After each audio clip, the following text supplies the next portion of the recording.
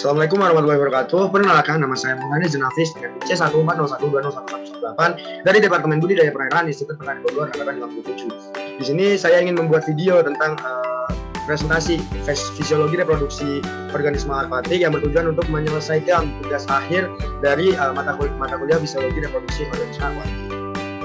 Yang pertama akan saya jelaskan di sini adalah tentang pengertian ikan yang akan saya pakai dulu. Di sini saya ingin memakai ikan gabus atau cana. Jadi klasifikasi ikan gabus ini adalah termasuk ikan karnivora yang berfamili Canidae. Ordonya sendiri adalah ordo dari Versiformes, dan biasanya ikan gabus ini atau ikan cana ini berasal dari Asia atau Afrika. Nah, harga relatif ikan cana ini ada di rentang yang lumayan tinggi ya, 40 sampai 70 ribu. Biasanya itu habitatnya di rawa atau sungai, atau biasa ditemui juga di danau. Nah, nama latinnya ini adalah Channa striata gitu. Cana ini dibagi jadi dua, ada cana konsumsi dan ikan hias. Cana hias, jadi yang cana konsumsi biasanya 40 sampai 70 ribu.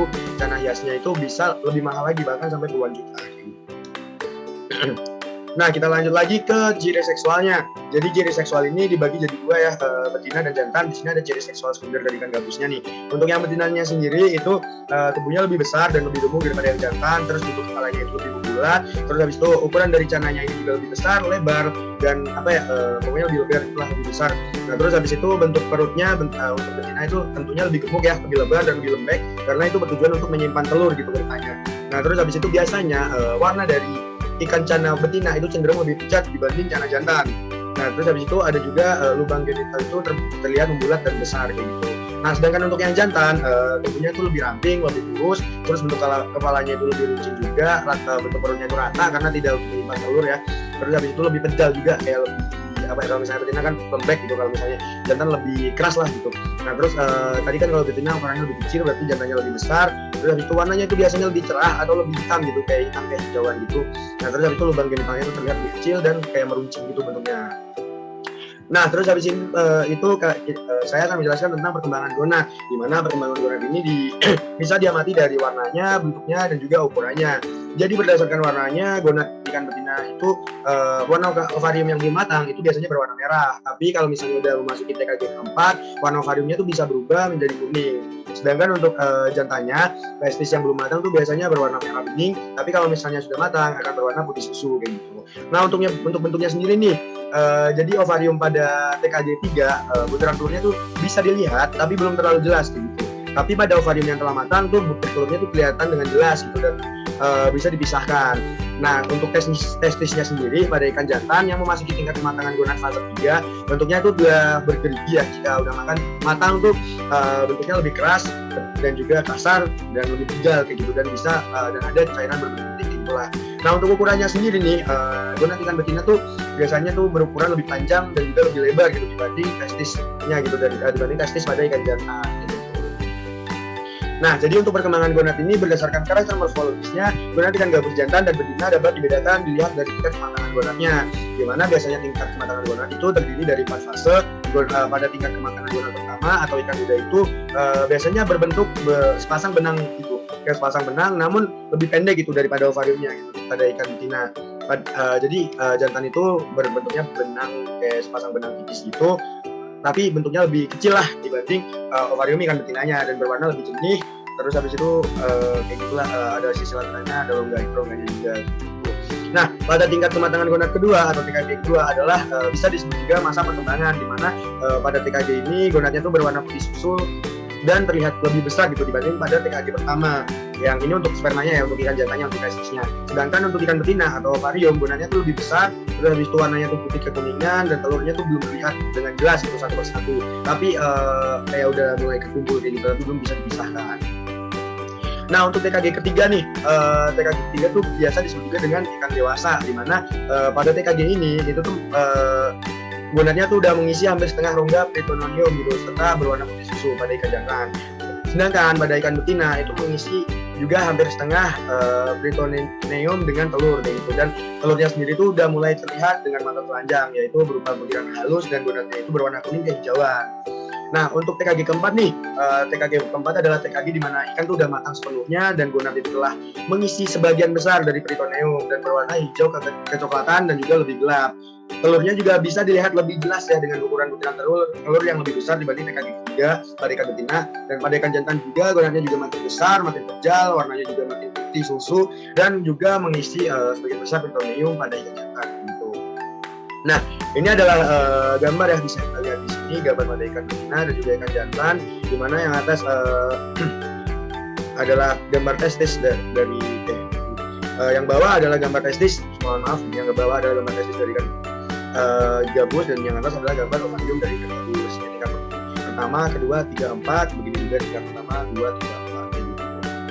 Nah, yang selanjutnya akan saya bahas di sini adalah diameter telur dan fekunditas telur, di mana fekunditas, pengertian fekunditas sendiri adalah jumlah telur yang dihasilkan oleh seekor ikan betina per kilogram bobot. Jadi fekunditas ini dan juga tingkat kematangan gonad memiliki hubungan yang berbanding lurus, gitu. Di mana semakin tinggi tingkat kematangan gonadnya, maka semakin tinggi pula gitu fekunditasnya. Sedangkan untuk panjang dan berat tubuh pada ikan yang lebih besar, biasanya itu memiliki nilai fekunditas yang lebih besar juga gitu. Apabila dilakukan perbandingan dengan panjang dan berat pada ikan yang lebih kecil. Gitu. Nah, untuk kayak ukuran tubuh, umur, diameter telur, dan lingkungan itu tuh berpengaruh juga nih pada nilai fekunditas pada spesies yang sama. Terus habis itu bobot gonad dan juga ukuran ikan yang lebih besar tuh bisa menyebabkan nilai fekunditas ikan yang semakin tinggi juga gitu. Dan biasanya ikan yang pertama kali memijah tuh memiliki fekunditas yang lebih kecil lah dibanding ikan yang sudah pernah memijah sebelumnya gitu. Terus diameter telur ini juga bisa menunjukkan apakah pola pemijahan ikan itu termasuk pemijahan total atau pemijahan parsial. Nah, terus hasil pengamatan dari diameter telur ini distribusinya juga bervariasi ya. Jadi bisa dikatakan bahwa ikan memijah secara bertahap atau parsial. Nah, selanjutnya ada HSI dan juga GSI, di mana HSI adalah Hepatosomatic Index dan GSI adalah Gonadosomatic Index. Jadi persentase perbandingan antara bobot hati dengan bobot keseluruhan tubuh ikan adalah pengertian dari Hepatosomatic Index, di mana Hepatosomatic Index atau HSI adalah menunjukkan kondisi hati pada proses pematangan gonad, di mana rumus dari perhitungan HSI adalah bobot hati dibagi dengan bobot tubuh dikalikan dengan 100, dan HSI adalah dengan singkatan HSI adalah Hepatosomatic Index dalam jumlah persen, WH merupakan bobot hati, dan W merupakan bobot tubuh ikan. Dan juga presentase perbandingan antara bobot gonad dan juga bobot keseluruhan pada tubuh ikan. GSI adalah kondisi yang menyatakan gonad pada proses pematangan gitu. Terus rumus untuk menghitung Gonadosomatic Index ini adalah bobot gonad dibagi dengan bobot tubuh dikalikan dengan 100, di mana GSI adalah Gonadosomatic Index dalam bentuk persen, WJ adalah merupakan bobot gonad dalam bentuk gram, dan W adalah bobot tubuh ikan dalam skala gram juga. Nah, jadi HSI dan GSI ini peningkatan pada GSI ya. GSI itu peningkatannya ditandai dengan terjadinya proses fitogenesis serta perkembangan gonad itu. Jadi peningkatan GSI ini mengindikasikan adanya perkembangan sang telur pada ikan betina. Nah, aktivitas fitogenesis ini juga mengakibatkan nilai Hepatosomatic Index dan juga Gonadosomatic Index pada ikan bisa meningkat. Nah, yang selanjutnya ada induksi hormon, di mana human chorionic gonadotropin atau HCG merupakan hormon yang memiliki fungsi ganda yang bisa menginduksi pematangan gonad dan juga ovulasi hingga pemijahan gitu. Di mana penginduksian hormon HCG itu nggak cocok ya biasanya dilakukan dengan fungsinya untuk pematangan gonad. Nah, biasanya tuh yang biasa digunakan secara umum untuk memijahkan ikan itu biasanya digunakan ovaprin, dan biasanya yang digunakan ovaprin itu pada ikan air tawar, sedangkan pada air laut itu jarang lah digunakan ovaprin ini. Jadi penyuntikan hormon ini adalah sebuah cara buatan ya dalam melakukan pemijahan dan memijahkan ikan. Ya tadi contohnya hormonnya ada ovaprin, provestin, dan juga HCG. Nah, dalam penyuntikan hormon ini juga memiliki kekurangan ya. Jadi kekurangan itu harganya yang pertama tidak ekonomis atau sangat mahal lah gitu di kalangan peternak ikan, terlepas dari kemampuannya untuk pemijahan ikan. Jadi ya walaupun bisa mempercepat pematangan gonad, tapi harganya lumayan tidak terjangkau lah bagi sebagian peternak ikan. Nah, alternatif yang bisa dilakukan adalah bisa dengan melakukan teknik hipovisasi. Jadi apa sih teknik hipovisasi itu? Teknik hipovisasi adalah sebuah teknik di mana ikan yang dibiarkan itu disuntikan substansi kelenjar hipofisa dari ikan pendonor gitu.